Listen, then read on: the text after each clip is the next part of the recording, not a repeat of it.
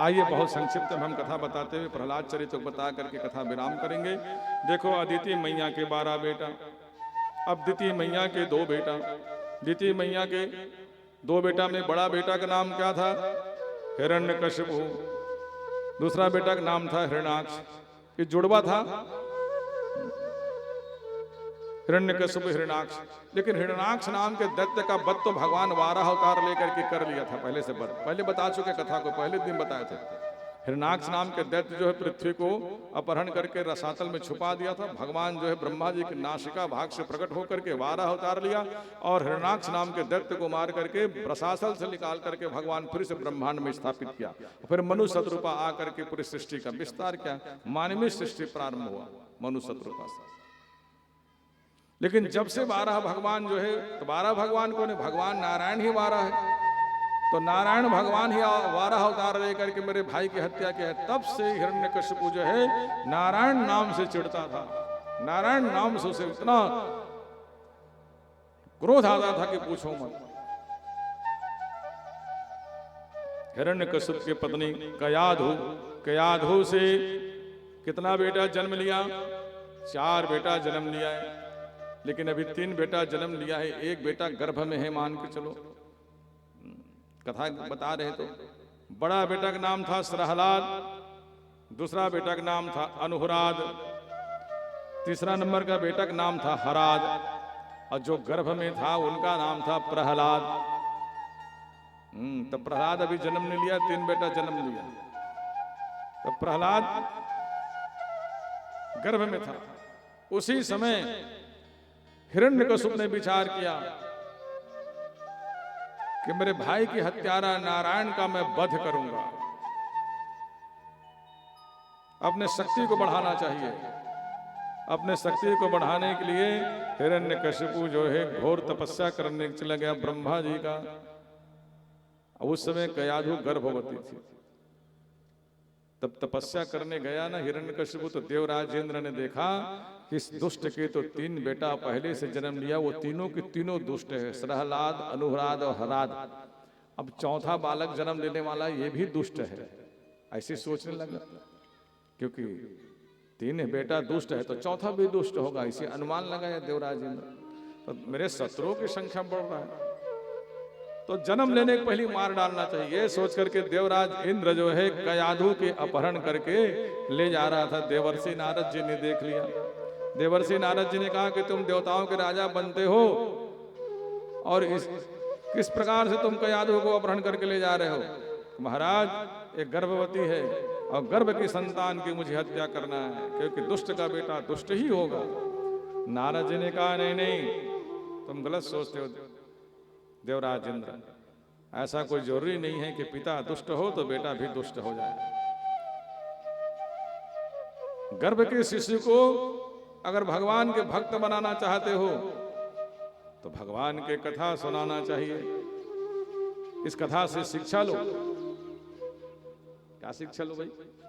कि गर्भवती स्त्री को भगवान की कथा सुनना चाहिए, गर्भवती स्त्री को भगवान का दर्शन करना चाहिए, गर्भवती स्त्री को भगवान के नाम सुमरण करना चाहिए और सात्विक आहार ग्रहण करना चाहिए। आहार, व्यवहार, दर्शन, ये सब का प्रभाव पड़ता है। जो देखोगे उसका असर, जो खाओगे उसका असर, और जो सुनोगे उसका असर गर्भस्थ शिशु के ऊपर में पड़ता है। इसलिए गर्भवती स्त्री को सावधानी बरतना चाहिए। संतान को अगर ज्ञानवान, वैराग्यवान, भगवान के भक्त बनाना चाहते हो, धर्मनिष्ठ बनाना चाहते हो, धर्मात्मा नीति में चलने वाला बनाना चाहते हो, तो वैसी अपना व्यवहार बना के रखो। कि आधो को नारद जी ने क्या किया? अपने आश्रम ले गया। देवर्षि नारद जी ने देवराजेंद्र से छुड़ा करके कहाँ ले आया? अपने आश्रम में। अब आश्रम में रहने लग गई कयाधु। अब इधर घोर तपस्या करने लगे। ओम ब्रह्मदेवाय नमः, ओम ब्रह्मदेवाय नमः, ब्रह्मदेवाय नमः। कई वर्षों तक ब्रह्मा जी का तपस्या किया। ब्रह्मा जी प्रकट हो गए। और प्रकट होकर कहा, बोलो हाँ ब्रह्मा जी ने क्या वरदान चाहते हो? हिरण्यकश्यप ने कहा कि मुझे अमर बना दो। ब्रह्मा जी ने कहा कि बेटा अमरता का वरदान मैं नहीं दे सकता हूं, क्योंकि मैं खुद ही अमर नहीं हूं।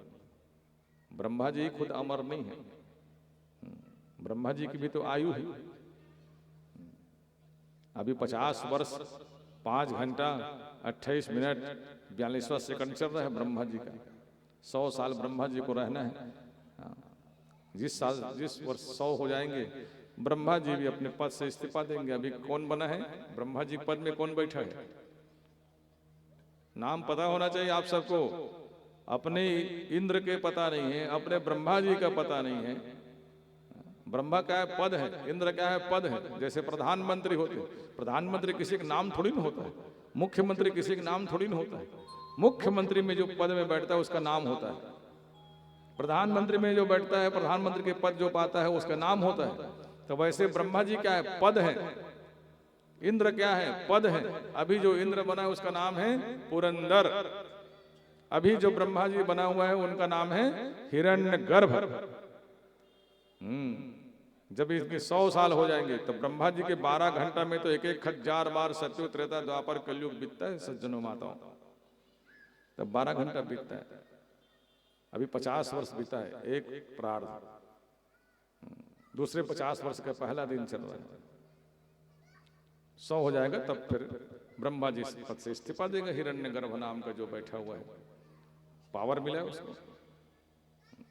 तो सामान्य व्यक्ति भी भगवान की कृपा से ब्रह्मा जी बन जाते हैं। जैसे सामान्य मनुष्य भी यहाँ प्रधानमंत्री और राष्ट्रपति बन जाते हैं। हमारे जैसे मनुष्य ही तो बना है क्या प्रधानमंत्री और राष्ट्रपति? इस देश का हर नागरिक प्रधानमंत्री और राष्ट्रपति बनने का अधिकार रखता है। अगर भारत के नागरिक हो तो भगवान की कृपा होंगे तो कोई भी व्यक्ति बन सकता है प्रधानमंत्री।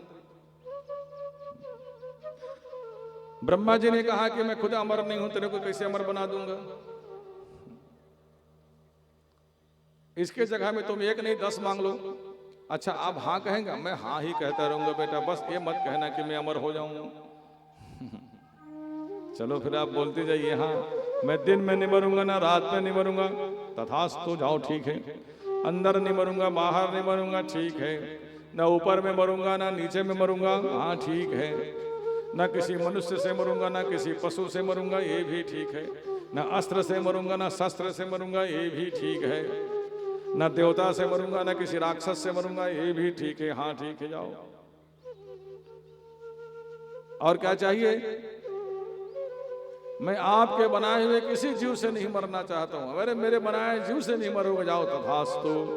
हिरण्यकशिपु को लगा कि ब्रह्मा जी की बुद्धि खराब हो गई। जब इनको एक लाइन में कहा कि अमर बना दो तो अमर बनाया नहीं, और घुमा फिरा करके जब बोला तो ब्रह्मा जी हाँ हाँ हाँ बोल दिए। अरे मैं तो अमर ही हो गया हूँ। जब अंदर में नहीं मरूंगा, जब बाहर में नहीं मरूंगा, ना ऊपर में मरूंगा ना नीचे में मरूंगा, ना अस्त्र से मरूंगा ना शस्त्र से मरूंगा, ना पशु से मरूंगा, ना किसी मनुष्य से मरूंगा, ना देवता से मरूंगा, ना राक्षस से मरूंगा, ना अस्त्र से ना शस्त्र से, ना बनाए किसी जीव से नहीं मरूंगा। तो मैं तो अमर ही हो गया। अपने बुद्धि से सोची कौन? हिरण्यकशिपु। लेकिन हिरण्यकशिप को यह पता नहीं है कि ब्रह्मा जी की बुद्धि उनकी बुद्धि जैसे नहीं है। तो प्रखर बुद्धि वाले हैं ब्रह्मा जी, तभी पूरे सृष्टि चलाते हैं क्या? ब्रह्मा जी पार पा जाएंगे। लेकिन इस दुष्ट को जैसे ही शक्ति के प्राप्ति हुए ना, जब दुष्ट लोगों को शक्ति मिल जाते हैं तो क्या करते हैं? विद्या विवादाय धनम मदाय शक्ति परशं परपीडनाय खलस्य साधो विपरीत में तद ज्ञानाय दानाय च रक्षणाय। देवांगन जी, दुष्ट और सज्जन में यही अंतर होता है कि दुष्ट लोग को विद्या धन और शक्ति मिल जाए तो दुरुपयोग करते हैं, और सज्जन लोगों को विद्या धन शक्ति मिल जाए तो सदुपयोग करते हैं। दुष्ट लोग को विद्या मिल जाए तो अहंकार पालते हैं कि हम बहुत विद्वान हैं, किसी की सुनता नहीं है। विद्या विवाद आए, विवाद करता है, और धन मिल जाए तो मद करता है, और शक्ति मिल जाए तो परेशान करते हैं, और सज्जन को मिल जाए तो, सज्जन लोग को विद्या मिलते हैं तो विद्या से लोगों को समझाते हैं कि देखो भैया जो तुम कर रहे हो वो ठीक नहीं है, वो समझाते हैं, अच्छा बात बताते हैं। शक्ति मिल जाए तो रक्षा करते हैं, और धन मिल जाए तो दीनहीन व्यक्तियों को दान करते हैं। ये सज्जनों का लक्षण है। बस आप उपयोग कैसे करते हो इस पर निर्भर करता है कि आप सज्जन हो कि दुर्जन हो। था दुष्ट और दुष्ट को मिला पावर। आया सबसे पहले पता लगाया कहाँ है रे कयाधु महाराज। देवराज इंद्र ने अपहरण करने का प्रयास किया। देवर्षि नारद जी ने इंद्र देवता से बचा करके कयाधु को अपने आश्रम में ले गया। बस आग बबूला हो गया, बस इंद्र को छोड़ूंगा नहीं। आक्रमण कर दिया इंद्रलोक में। इंद्र देवता तो तुरंत छोड़ के भाग गए। तो उनको पता है कि देवता कहाँ से मरने वाला नहीं है, वरदान ही मिला है। ना देवता से हारेगा, ना राक्षस से हारेगा, ना अंदर मरेगा, ना बाहर मरेगा, ना अस्त्र से मरेगा, ना शस्त्र से मरेगा। वरदान ही बड़ा विचित्र मांगा है। देवराज इंद्र ने कहा ब्रह्मा जी ने तो विचित्र वरदान दिया है, इस दुष्ट से लड़ना ठीक नहीं है, छोड़ के भागना ही उचित है। स्वर्ग को छोड़ के भागा, स्वर्ग के राजा बन गया। कौन? हिरण्यकश्यप। उसी समय प्रहलाद जी का जन्म हुआ। प्रहलाद को लेकर के अपने राजमहल आए देवर्षि नारद जी के आश्रम से। क्यों? प्रहलाद गर्भ में थे ना, तो नारद जी कथा सुनाए रोज कयाधु को। वहां भक्ति परत कथा चले, भजन चले, तो गर्भ के बालक के ऊपर असर हो गया। नहीं तो दुष्ट के बेटा कहां धर्मात्मा आता। दुष्ट का बेटा धर्मात्मा क्यों हुआ? क्योंकि नारद जी के आश्रम में था ना, और नारद जी के आश्रम में दिन रात कथा भागवत पूजा पाठ अनुष्ठान चलते थे, तो उसका प्रभाव पड़ा। बालक जो है गर्भ से ही सारे ज्ञान उनको प्राप्त हो गया था प्रहलाद जी को। धीरे धीरे करके प्रहलाद की अवस्था 5 वर्ष की अवस्था में पहुंचा, तो 5 साल के पहुंचते हैं जब बेटा, तो क्या करते हो आप लोग? विद्यालय भेजते हो।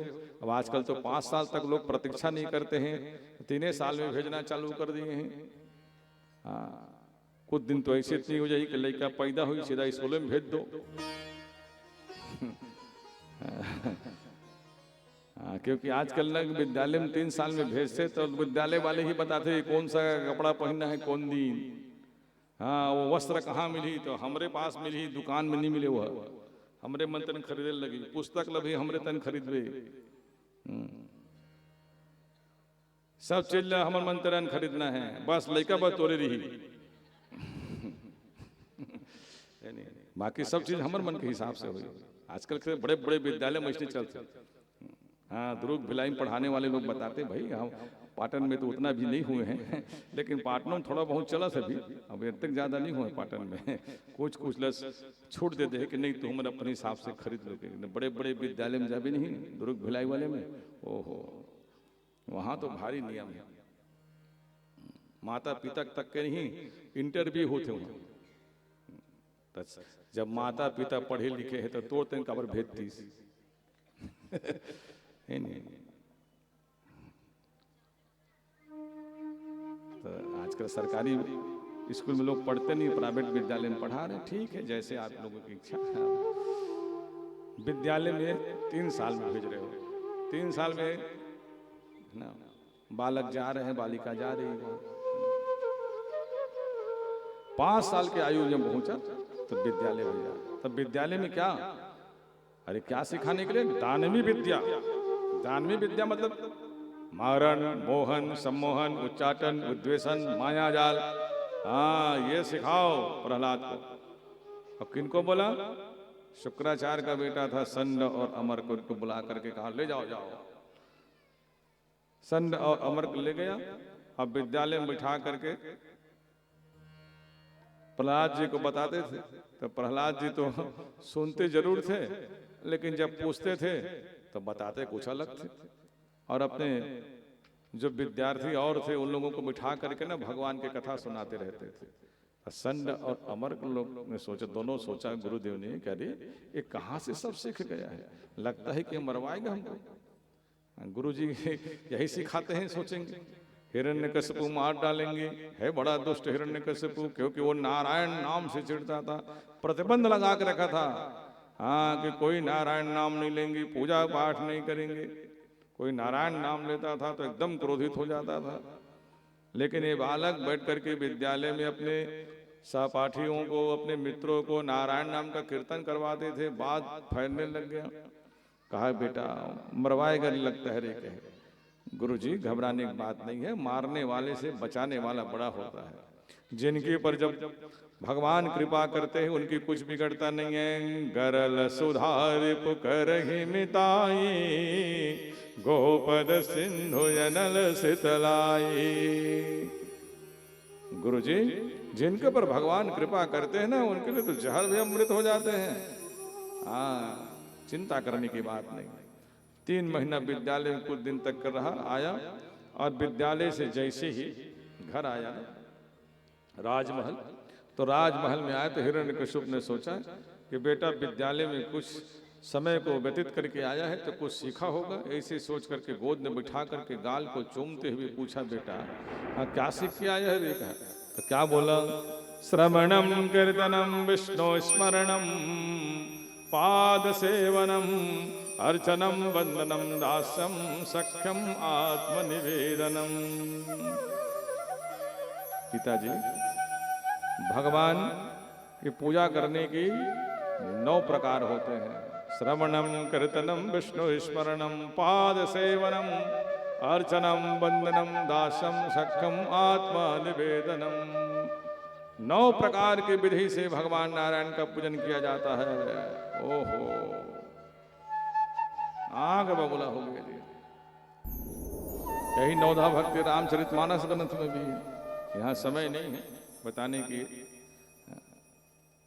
आग बबूला हो करके प्रहलाद को पकड़ करके कहा दैत्य ही चंदन मने। अरे मूर्ख, दिति के संतान चंदन जैसा, तू कहाँ बबुल जैसा प्रकट हो हम हमारे घर आया है तो।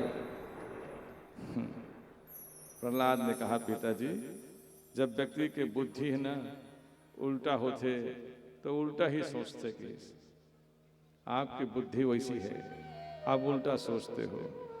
एकमात्र मैं चंदन जैसा हूं और आप सब बबूल जैसे हो।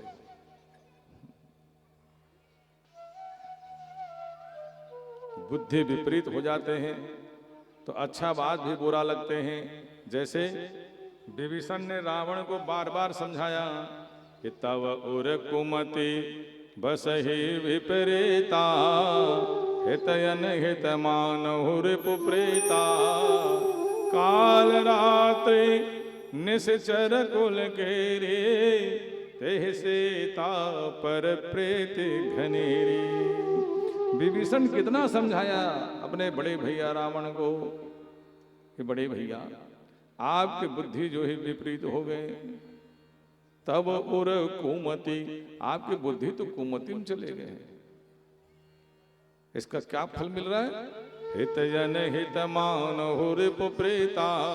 हितैषी को शत्रु और शत्रु को हितैषी मानते हो आप। अरे स्वार्थ रहित सखा, पूरे संसार के लोग राम जी को भगवान मानते हैं, अब आप उनसे द्रोह करते हो। और पर स्त्री से सदा दूर रहना चाहिए। ऐसे स्त्री से आप स्नेह कर रहे हैं। वो स्त्री साधारण स्त्री नहीं है। कौन है? ये सीता कोई साधारण स्त्री का? काल रात्रि निश्चर कुल केरी, काल रात्रि उनको ले आए। आंख बबूला हो गया। कहा अरे मूर्ख, तू मुझे उपदेश देता है। जब प्रहलाद ने कहा कि आपकी बुद्धि कुमति में चले गए पिताजी, अरे इसको बंदी बना करके ले जाओ, बांध करके ले जाओ, पर्वत के शिखर में ले जा करके समुद्र के गहराई में फेंक दो। सेवकों ने आया, प्रहलाद के हाथ पांव को बांध करके समुद्र के गहराई में फेंक दिया, लेकिन भगवान की कृपा से वहां बच गया। फिर वहां से बच करके आया, सेवकों को बुला करके कहा करे तुम लोग बाहर ले जाकर छोड़ दिए क्या? रे नहीं स्वामी, आपने जैसा कहा वैसा हम लोग किए, लेकिन पता नहीं है बालक कैसे बच गया। कहा एक काम करो, विषैले सर्प के द्वारा डसवा दो। तो विषैले सर्प के बीच में प्रहलाद को छोड़ दिया, लेकिन सर्प दसते दसते उनके दांत विदीर्ण हो गए, लेकिन जहर का असर नहीं हुआ। मतवाले हाथियों के द्वारा रोंदवा दो धनता गजनम कुशला गनिष्ठुर। पत्थर के समान कठोर दांत वाले, हाथी के दांत देखते हो ना, पत्थर के समान कठोर होते हैं, लेकिन जब प्रहलाद को मारने के लिए टूटे झपटे ना तो पट से टूट जाए। जैसे नरम नरम मूली, तो मूली किसे करते हो, पट ले से तोड़ते हो टूट जाती है, तो वैसे ना पट से टूट जाए। अब इतने बड़े घटना देख करके कम से कम हिरण्यकशिपु को ज्ञान तो होना था ना कि इस बालक में कुछ तो बात है, लेकिन जब व्यक्ति के जीवन में अहंकार आते हैं तो दिखते हुए दिखता नहीं है। फिर क्या किया, कोई दूसरा उपाय ढूंढा जाए। होलिका आ गई। होलिका जो है गोद में लेकर के प्रहलाद को गोद में लेकर के बैठ गई, लेकिन धो धो करके होलिका जल गई, प्रहलाद बच गया, प्रहलाद बच गया। इसके बाद भी हिरण्यकशिपु को ज्ञान नहीं हुआ, तो होलिका क्यों जल गए भाई, प्रहलाद क्यों बच गया। होलिका को वरदान मिला अग्नि देवता से कि देखो होलिका, अग्नि देवता तुम्हें कभी नहीं जलाएंगे, लेकिन एक शर्त है, इसका दुरुपयोग बस मत करना। तो होलिका ने दुरुपयोग किया, इसलिए होलिका जल गई और प्रहलाद बच गया। तो प्रहलाद क्यों बच गया भाई, अरे अग्नि को बनाने वाला कौन है, वही भगवान राम जी, वही नारायण। ताकर दूत अनल जय सिर जा, जरा न सोते ही कारण गिर जा। पार्वती देवी ने जब रामचरितमानस कथा सुन रही थी तो कथा बताते बताते भगवान शंकर ने कहा कि पूरे लंका जला दिया हनुमान जी, हनुमान जी के पूंछ के बाल तक नहीं जला। तो पार्वती देवी ने यहाँ पर प्रश्न किया कि स्वामी कैसे कथा बताते हो आपकी, पूरा लंका जल गया, हनुमान जी पूंछ के एक बाल नहीं जली। तो यहाँ पर भगवान शिव जी ने कहा कि देवी, अग्नि पृथ्वी जल वायु धरती ये सबको बनाने वाला कौन है, वही भगवान बनाया है।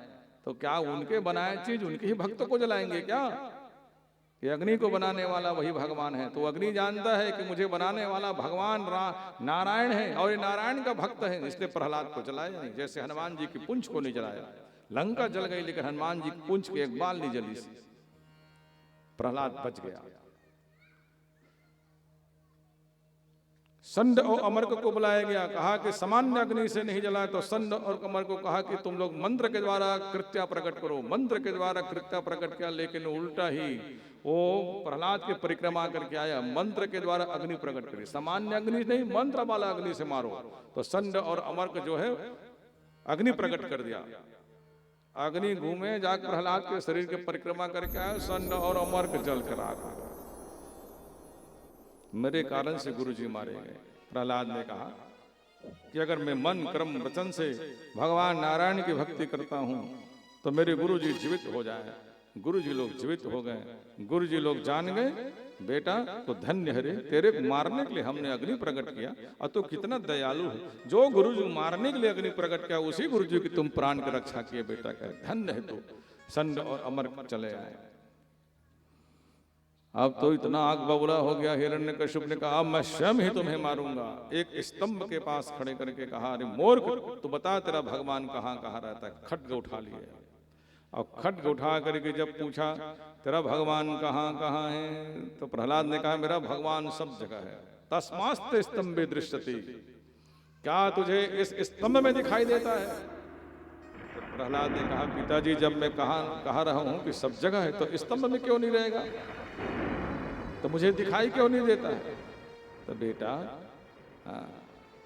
मुझे बताओ दिखाई क्यों नहीं दे रहा है, तेरे को दिखाई दे रहा है, मेरे क्यों दिखाई नहीं दे रहा है।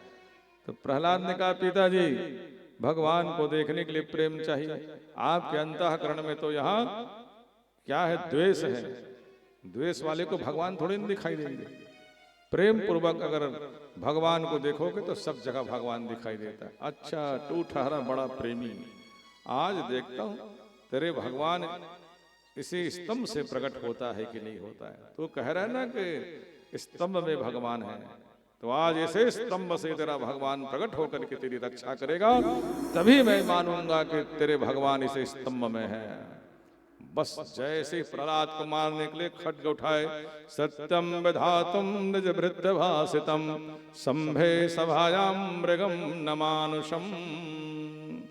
अपने भक्त की बात को सत्य करने के लिए भगवान नारायण बड़े विचित्र रूप धारण करके सत्यम विधातुम निज भृत्य भासितम, प्रहलाद ने कह दिया है कि स्तंभ में है तो मैं स्तंभ से ही बाहर निकलूंगा। स्तंभ को फाड़ करके भगवान जब नरसिंह प्रकट हुआ और गर्जना करने लगे, जब गर्जना किए ना तो उसी समय वो चिल्ला चिल्ला के बोल रहा था तेरा भगवान कहाँ है, भगवान कहाँ है। लेकिन जब भगवान प्रकट हुआ तो हिरण्यकशिपु की शक्ति कहाँ छुपी पता ही नहीं चला।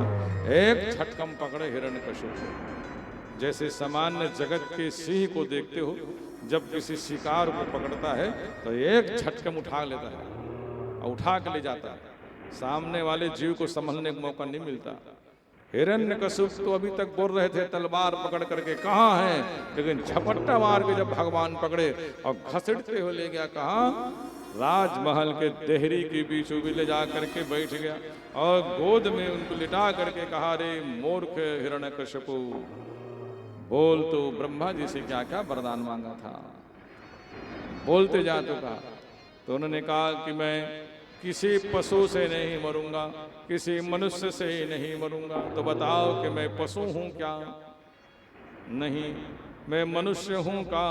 नहीं, क्योंकि भगवान नीचे भाग से नर और ऊपर भाग से सिंह, तो दोनों थे नर और सिंह भगवान। और क्या कहा था, मैं महल के अंदर नहीं मरूंगा, महल के बाहर नहीं मरूंगा। तो देहरी क्या बोलोगे, ना अंदर कहोगे ना बाहर कहोगे। और क्या कहा था तू, अस्त्र से मरूंगा ना शस्त्र से। तो कहा ये मेरे बड़े बड़े नाखून हैं, ये कौन सा अस्त्र शस्त्र में आता है बताओ भला। सिंह के पास क्या होते हैं, नाखून, नाखून से ही नोच डालते हैं जीव को, किसी भी जीव को। कहते इसी नाखून से तेरे पेट को मैं फाड़ करके विदीर्ण करके तेरे को मारूंगा।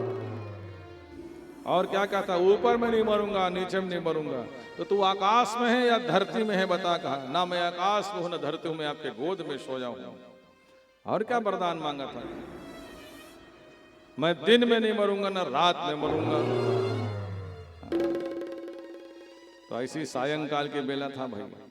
हाँ, संझाती बेरा चलत है, ज्यादा कथल बता कर रात नहीं करना है, नहीं मरी फिर। कथा बता बता रात हो गई, कैसे मांडर में बता हिरण्यकशिपु। हिरण्यकशिपु के दी हम नहीं मरन भाई, क्या रात में तो मरे नहीं सको, महाराज से कैसे मारा था इसके लिए। तभी संझाती बेरा ये दे है ना, अभी 5:45 हो है, संझाती 6 बजे सब दिन डूबा, संध्या काल कहते है ना।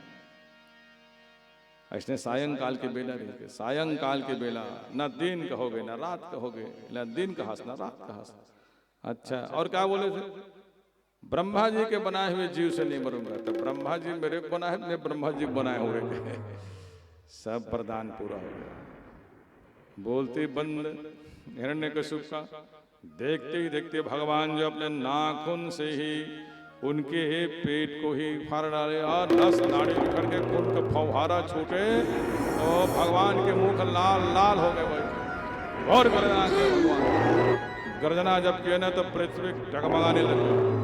देवता लोग कहे प्रभु शांत हो जाइए, शांत हो जाइए, शांत हो जाइए, क्रोध को शांत कीजिए, शांत कीजिए प्रभु। लेकिन भगवान जो है क्रोध को शांति नहीं कर रहे, क्रोध के मारे घोर गर्जना कर रहे थे। सब देवताओं ने कहा कि बेटा प्रहलाद, तेरे कारण से ही ना भगवान ऐसे विचित्र रूप धारण किए और तेरी ही बात को मानेंगे भगवान, इसलिए तू बोल।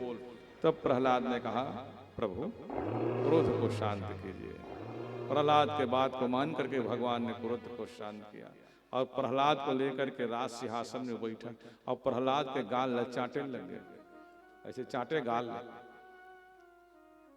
देवताओं ने फूलों के वर्षा की और चाटी इसका पर भाई तो पशु रूप में भगवान है। सिंह, हाँ, गाय, एवं किसे करते प्रेम दिखाते थे, चाटते, बछड़ल चाटते नहीं, गाय प्रेम करते थे, अपन बछड़ा से प्रेम करते थे, चाटते। हाँ, शेरनी, शेरनी प्रेम करते अपन शावक से, तो उसे चाटते अपन छोटे बच्चे। तो भगवान भी ना चाटने लगे, चाट चाट करके भगवान ने कहा बेटा मैं बहुत विलम्ब कर दिया रहते, वरदान मांग रहे, वरदान मांगने की तो कोई इच्छा नहीं है प्रभु, नहीं मैं देना चाहता हूँ, मेरी इच्छा है। अरे आप जो भी दोगे हम सब स्वीकार कर लेंगे। नहीं बेटा अपनी इच्छा से मांगो। भगवान ने तो क्या वरदान दिया था उसे, अपनी इच्छा से नाम प्रसाद। हाँ, भगवान के नाम का ही प्रभाव देखिए, ये नाम का ही प्रभाव है कि नाम जपने के वजह से प्रहलाद जो है नाम जपत प्रभु किन्न प्रसादो, नाम जपने का क्या प्रसाद मिला, इस कथा से शिक्षा लो कि प्रहलाद की तरह हम भी भगवान के नाम अगर जपना बंद नहीं करेंगे तो हमें भी वही फल मिलेगा, वही प्रसाद मिलेगा, आप सबको वही प्रसाद आज मिलेंगे। नाम जपत प्रभु किन्न प्रसादो, नाम जपने का क्या प्रसाद पाया, भगत शिरोमणि भय प्रहलादो, भक्तों का शिरोमणि। जब सनकाद ऋषि ना नारद जी को कथा बता रहे थे, और कौन से कथा बताए, प्रेत उद्धार की, प्रेत पीड़ा विनाशनी, प्रेत के विनाश की कथा सुनाए, तो भगवान चतुर्भुज रूप में 4 पार्षद को लेकर के वहां प्रकट हुआ था। उनमें से एक पार्षद कौन है, एक भगवान के भक्त कौन है, प्रहलाद, और दूसरे नंबर में महाराज बलि जिनकी कथा कल मैं सुनाऊंगा, तीसरे नंबर में कौन, अर्जुन, और चौथे नंबर में उद्धव। ये चारों को लेकर के भगवान जो है सनकाद ऋषियों के भागवत कथा में प्रकट हुआ था। तो साधारण भक्त नहीं है प्रहलाद जी, भगवान के परम भक्त हैं, इसलिए भगवान के पार्षद में सम्मिलित हैं। भगवान कहीं भी आते जाते हैं तो ये चारों को साथ में लेकर के जाते हैं, प्रहलाद को, बलि को, अर्जुन को और उद्धव महाराज को। ये भगत शिरोमणि भय प्रहलादो, भक्तों का शिरोमणि बना प्रहलाद जी महाराज। एक बार जय, जोर से जय जयकार करेंगे, प्रेम से बोले भक्त प्रहलाद की, भक्त प्रहलाद की जय हो।